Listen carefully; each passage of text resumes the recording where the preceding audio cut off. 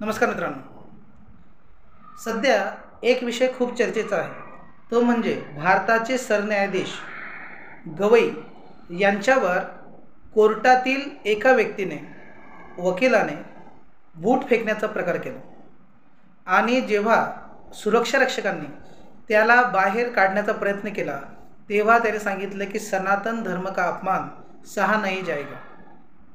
जे सनातन धर्मावरचा कुठल्याही प्रकारचा अपमान जर तुम्ही केला तर आम्ही तो सहन करणार नाही, अशा प्रकारचे बूट फेकून तुम्हाला मारू। असा प्रकार सरन्यायाधीशांसोबत झाला खटला चालू असताना, आणि तरीही तो प्रकार घडूनही गवई हे कुठल्याही प्रकारे अविचल झाले नाहीत, विचलित झाले नाहीत। त्यांनी काय केलं तर तो प्रकार दुर्लक्षित करून तो जो खटला आहे तो कंटिन्यू त्यांनी चालू ठेवला आणि तो खटला पूर्ण केला आणि नंतर या गोष्टीची चौकशी आणि इतर गोष्टी केल्या की हा बूट सरन्यायाधीशांवर कोणी फेकला होता।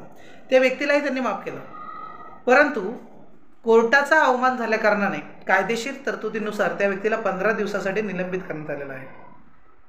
आता हे असे प्रकार भारतात घडतात, याचं कारण काय आहे, हे असं का घडतं आहे हे आम्हाला कमेंट करून नक्की सांगा। व्हिडिओला लाईक करा, शेअर करा आणि अजूनही आमचे चॅनल सबस्क्राईब केलं नसेल तर सबस्क्राईब करा। या घटनेविषयी तुमचं मत नक्की मांडा। धन्यवाद।